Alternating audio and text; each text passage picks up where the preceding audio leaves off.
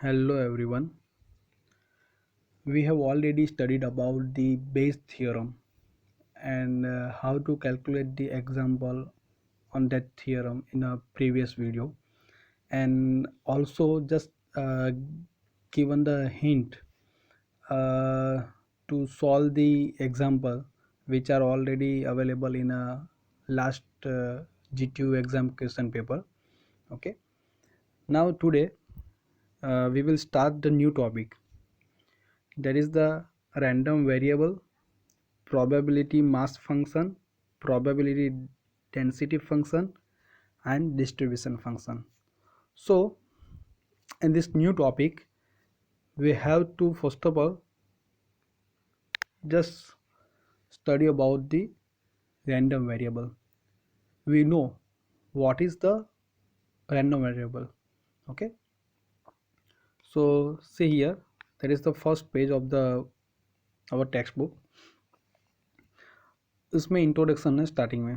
Okay, इसमें सिर्फ लिखा है कि हम जो है ये जो स्टडी करने वाले हैं अभी, वो क्यों करने वाले हैं. ओके, वो क्या होती है, वो एग्जाम्पल के थ्रू वो यहाँ पे समझाया है. सो सी, distribution of probability. So we know the term probability. What is called probability? That already seen in a previous chapter. Okay, so distribution of probability means probability का distribution करना है, को probability को मतलब separate करना है, distribute करना है. किसके बेस पे? By means of random variable. Okay, so random variable के बेस पे हमें उनको probability को distribute करना है. We are interested to find a numerical valued function of the sample point of a sample space. So हमें पता है कि कोई भी हम रैंडम एक्सपेरिमेंट करते हैं तो उनके जो सारे जो पॉसिबल आउटकम्स जो है उसको हम क्या बोलते हैं, उसका सेट को सैंपल बोलते हैं, और उसको डिनोटेट करते हैं हम एस से. वैसे यहाँ पे बताया है वैसे, तो ये क्या है, एक हमारा सैंपल स्पेस है. अभी इस सैंपल स्पेस के अंदर जो भी एलिमेंट है, मतलब मान लो कि ये H H H T T H T T, उनको क्या बोलते हैं, एलिमेंट, या we can say that sample point of a sample space. हर एक को क्या बोलते हैं, सैंपल पॉइंट. ओके, तो हम बोल सकते हैं कि हम यहाँ पे इंटरेस्ट क्या है कि न्यूमेरिकल वैल्यूड फंक्शन फाइंड करना है. किसका? तो ये जो सैंपल पॉइंट होता है ना सैंपल स्पेस में, उनका. अब वो कैसे करेंगे, उसके लिए जो बेसिक टर्म जो चाहिए पहले, जो हमें पहले उनको अंडरस्टैंड करना पड़ेगा. Okay, then we will go further. Okay, तो ये जो है बेसिक चीज़ जो है वो हम देखेंगे अभी इस वीडियो में. ये जो एक एग्जांपल है वो ऑलरेडी हम बाद में देखेंगे, तो यहाँ पे अभी उसको नहीं सॉल्व करते, राइट. चलो, तो पहले स्टार्ट करते हैं हम रैंडम वेरिएबल से. रैंडम वेरिएबल क्या है? Random variable is a real valued function.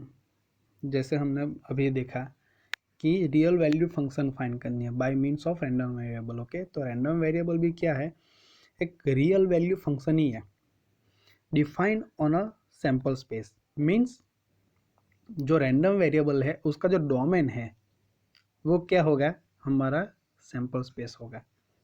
Getting?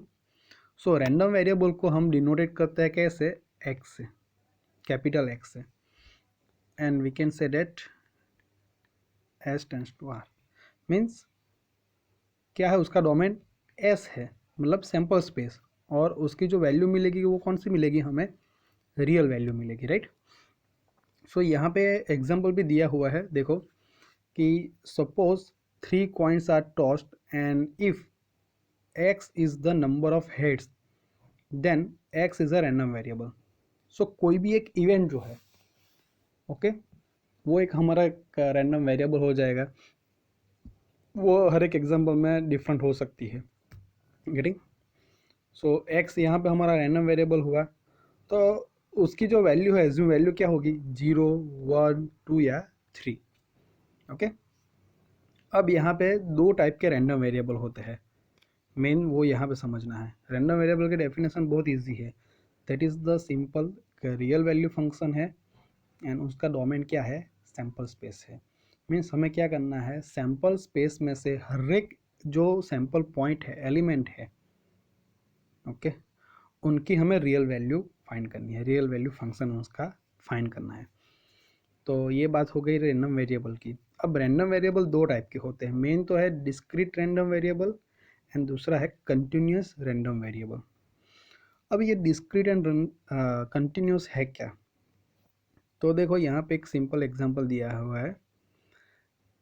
If a random variable assumes integer values such as 0 1 2 3, integer value हमने एज्यूम कर ली है, then it is known as a discrete random variable. Okay, means यहाँ पे देखो, number of head when we toss a two coin, number of fans in a room, number of okay accident taking place on a busy road. So वो क्या हो गई, सभी discrete हो गई, मतलब हर एक की जो है ना वैल्यू 0 1 2 डिस्क्रीट आती है, अलग अलग आती है, राइट। अब कंटिन्यूस में क्या होता है, मान लो कि एक एग्जांपल मान लो कि हाइट, स्टूडेंट की सभी की हाइट, ओके, मान लो कोई भी ऐसी क्वांटिटी हो कि वो रेंज में आती है, मान लो। तो अब ये रैंडम वेरिएबल है, मान लो 0 to 5, देन 6 to 10, ऐसी रेंज में आती है वैल्यू, उसको बोलते हैं कंटिन्यूस रैंडम वेरिएबल। और ऐसे सेपरेट है 0 1 2, उसको बोलते हैं डिस्क्रीट रैंडम वेरिएबल। ओके, सो ये बहुत इजी है, सिर्फ समझना है कि डिस्क्रीट किसको बोलते हैं, कंटिन्यूस किसको बोलते हैं, वो आगे से मैं आपको थोड़ा क्लियर करूँगा। अब यहाँ पे एक एग्जांपल है, probability distribution of a random variable. अभी ये जो एग्जांपल है वो हम थोड़ा बाद में देखेंगे, ओके। उससे पहले हम देखते हैं थोड़ा रैंडम वेरिएबल के बेस पे जो मैंने आपको बताया कि डिस्क्रीट एंड कंटिन्यूस। तो देखो, दो टाइप के रैंडम वेरिएबल है यहाँ पे। अभी प्रोबेबिलिटी डिस्ट्रीब्यूशन हमें देखना है वो रैंडम वेरिएबल के लिए। तभी मान लो कि रैंडम वेरिएबल हमारा कैसा है, डिस्क्रीट है, तो उसके कॉरस्पॉन्डिंग जो प्रोबेबिलिटी डिस्ट्रीब्यूशन होगा वो भी कैसा, उसको क्या बोलेंगे हम, डिस्क्रीट प्रोबेबिलिटी डिस्ट्रीब्यूशन, ऐसा बोलेंगे, ओके। और मान लो कि हमारा रैंडम वेरिएबल कंटिन्यूस है, उसके कॉरस्पॉन्डिंग जो भी प्रोबेबिलिटी डिस्ट्रीब्यूशन होगा तो उसको क्या बोलेंगे हम, continuous probability distribution. So probability distribution भी दो टाइप की होती है, discrete and continuous, that also depends upon the value of random variable. If the random variable is just like a discrete, then probability distribution is also discrete. Getting, समझ में आ रहा है। सो जो probability distribution है वो continuous है या discrete है, वो किस पे डिपेंड करता है, हमारा random variable कैसा है उस पे। तो सिंपल यहाँ पे एक ग्राफ के थ्रू समझाया है। देखो, ये जो है वो किसकी है, डिस्क्रीट, और ये है कंटिन्यूस। तो देखो, ये हर एक जो ये आपको दिख रहा है कॉलम, लाइन, वो हर एक की जो वैल्यू है डिफरेंट डिफरेंट टाइम पे वो कैसी है, डिफरेंट है। हम और फाइंड कर सकते हैं। अभी मान लो कि ये वन पे क्या है, ये है, ये 4 पे क्या है, ये है। गेटिंग, हर एक पॉइंट पे उसकी वैल्यू क्या है, सेपरेट है, अलग है, उसको बोलते हैं डिस्क्रीट, ओके।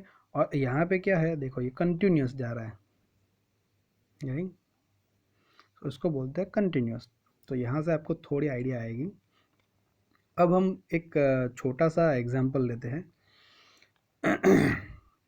जो पहले हमने स्टार्टिंग में मैंने बताया कि हम बाद में एग्जांपल देखेंगे, तो वही है। सो यहाँ पे हम दो कॉन्सेप्ट क्लियर करेंगे, एक तो कंटिन्यूस प्रोबेबिलिटी डिस्ट्रीब्यूशन का भी करेंगे, कंटिन्यूस जो वेरिएबल है, sorry discrete and continuous variable जो है वो किसको बोलते हैं वो भी हम देखेंगे, ओके। और प्रोबेबिलिटी डिस्ट्रीब्यूशन जो है वो भी हम देखेंगे। तो यहाँ पे एक रैंडम वेरिएबल के प्रोबेबिलिटी डिस्ट्रीब्यूशन है। तो यहाँ पे सिंपल सी लैंग्वेज में लिखा है, देखो कि probability distribution of a random variable. Okay, किसका करना है? डिस्ट्रीब्यूशन प्रोबेबिलिटी का, लेकिन वो किसकी है? रैंडम वेरिएबल की।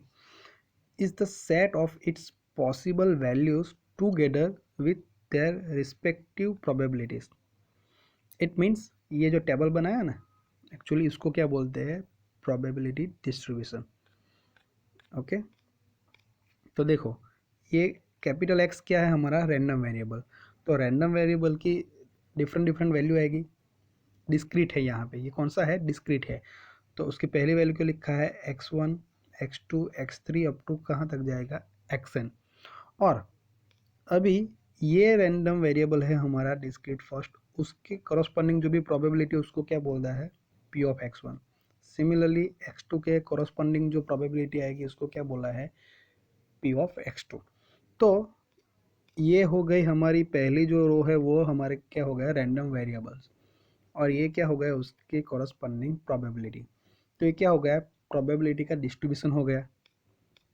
ये प्रोबेबिलिटी का डिस्ट्रीब्यूशन हो गया ना, तो उसको बोलते हैं प्रोबेबिलिटी डिस्ट्रीब्यूशन। बट कौन से टाइप की है? अभी ये यहाँ पे मान लो कि ये हमारा x1 x2 वो क्या है? डिस्क्रीट है, तो ये डिस्क्रीट हो जाएगा। अभी x1 x2 अभी कंटिन्यूस है, तो वो कंटिन्यूस हो जाएगा। ओके, सो यहाँ पे एक एग्जांपल है। उससे पहले हम एक बात देखते हैं, यहाँ पे बहुत इंपॉर्टेंट चीज़ है, हम बाद में भी देखेंगे वैसे, कि वर p ऑफ xi ग्रेटर और इक्वल टू 0, कि हर एक की जो प्रोबेबिलिटी है p ऑफ xi मतलब i की वैल्यू वेरी होगी 1 2 अप टू कहाँ तक? n तक। किसकी? i की वैल्यू, राइट। सो हर एक i की वैल्यू के लिए जो प्रोबेबिलिटी है p of x1 p of x2 up to p of xn, वो कैसे होनी चाहिए? ग्रेटर और इक्वल टू 0 ही होनी चाहिए। ओके, और summation of p of xi मतलब हर एक जितनी भी प्रोबेबिलिटी यहाँ पे आएगी उसका सभी का सम करेंगे तो आंसर क्या आएगा? हमारा 1 आएगा। ओके, वो हम एग्जांपल में एक्चुअली देखते हैं। अभी ये छोटा सा एग्जांपल हम पहले देखते हैं कि यहाँ पे लिखा है two balance coin are tossed, find the probability distribution for heads. Okay, so पहले तो हम क्या करेंगे? Two balance coins are tossed, तो दो कॉइन को टॉस किया तो उसकी जो पॉसिबिलिटीज़ है आउटकम की वो कितनी होगी? वो हम लिख लेंगे। उसको सेट को क्या बोलेंगे? Sample space. तो उसको डिनोटेट करते हैं एस से। तो ये हमारा सैंपल स्पेस क्या आएगा? दो कॉइन है तो या तो दोनों बार हेड आता है एच टी टी एच या टी टी। ये ऑलरेडी हमने देखा है कैसे लिखना है। ओके, तो सैंपल स्पेस लिख दिया। अब हमें प्रोबेबिलिटी डिस्ट्रीब्यूशन किसका चाहिए? फॉर हेड्स, मतलब नंबर ऑफ हेड्स का, कि हेड कितनी बार आए उसका। तो क्या पॉसिबिलिटी है? अभी ये टी है तो उसमें कोई हेड आता है? नहीं आता है। यहाँ पे दो केस में एक बार हेड आता है, और पहला जो केस है डबल एच उसमें क्या आता है? 2 बार आता है। सो ये 3 वैल्यू के लिए हम देखेंगे।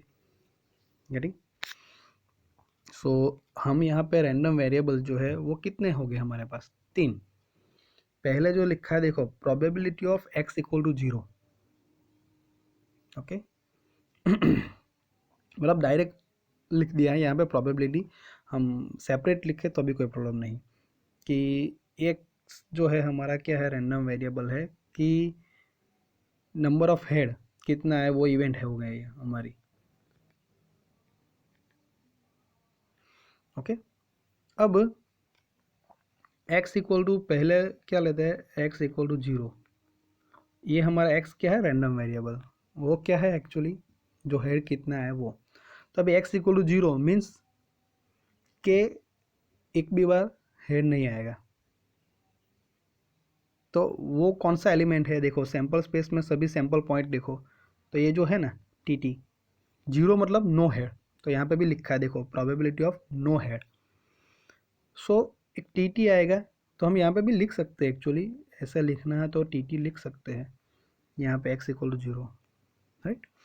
सो हेड एक भी नहीं आएगा, उसकी प्रोबेबिलिटी क्या है?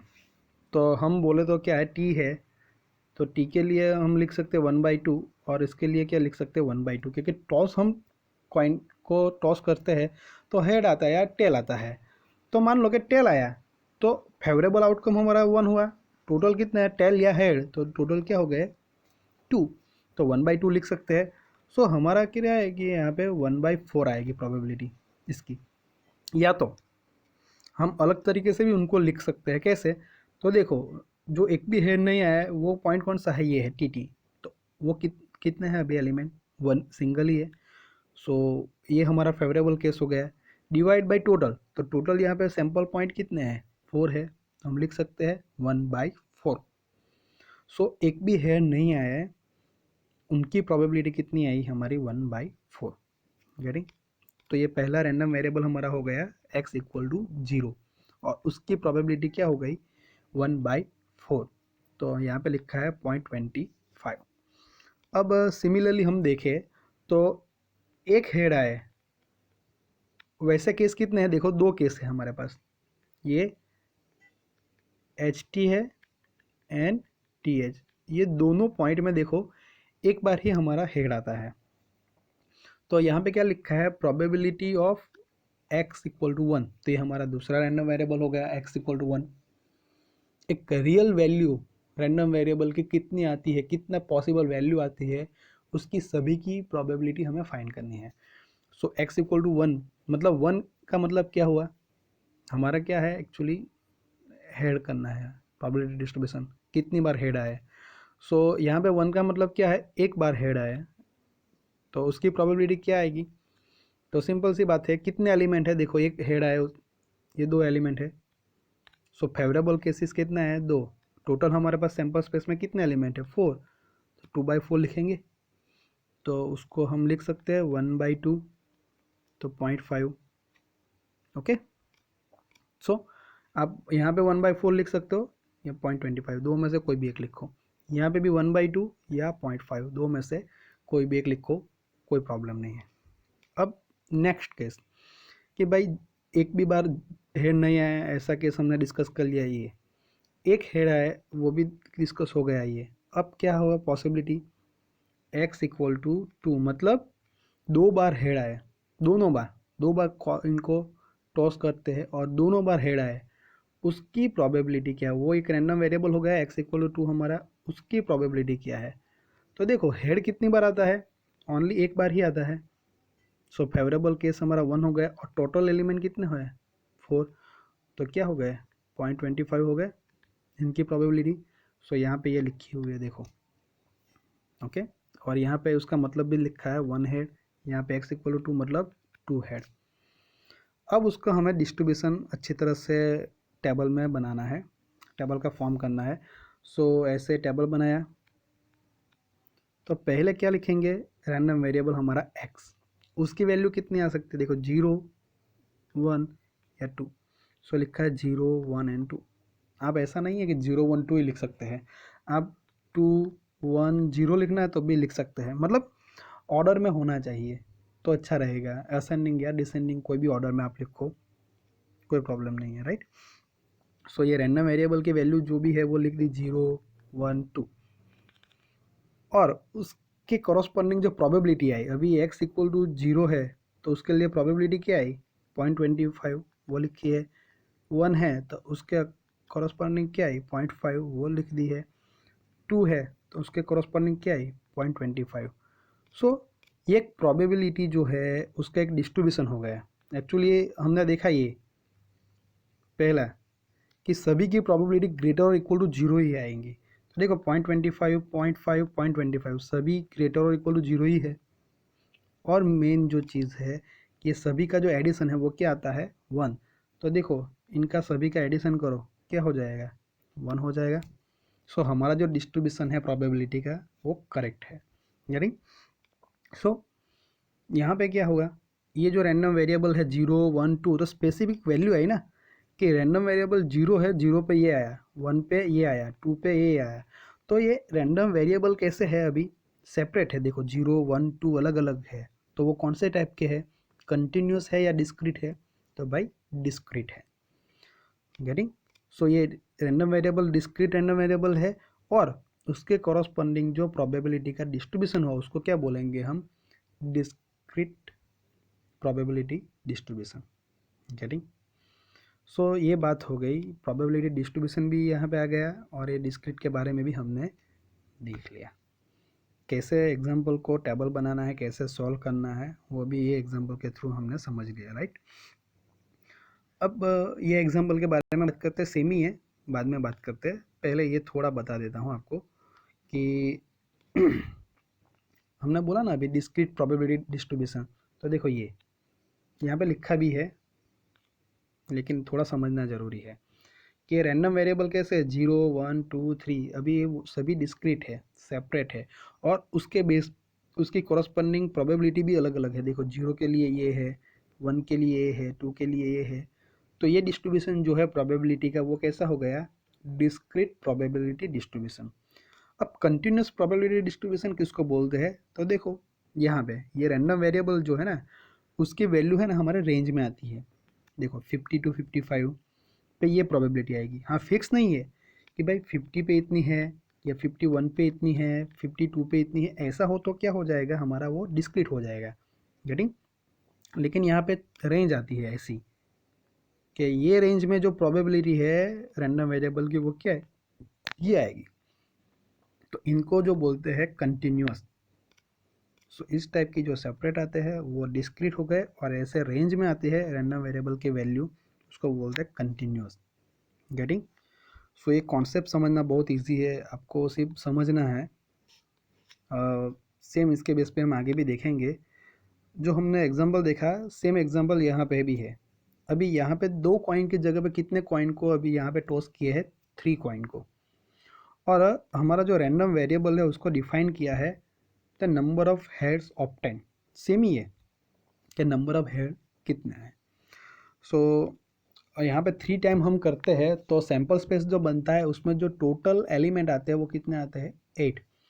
ये सारे जो है यहाँ पे 1 3 3 7 हो गए, ये 8, ये सारे सेपरेट लिखे हैं सारे, लेकिन उसका सैम्पल स्पेस लिखेंगे तो ये सारे एलिमेंट्स आ जाएंगे। तो उसमें एक भी हेड नहीं आया, वो कैसा केस आएगा, ये केस।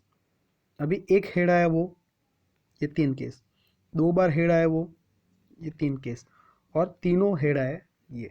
तो यहाँ पे रैंडम वेरिएबल की वैल्यू ज़्यादा हो जाएगी, 0 1 2 एंड 3। जो हमने 2 कॉइन को टॉस किया था तो 3 ही आए थे, 0 1 एंड 2। यहाँ पे 3 भी आ गया।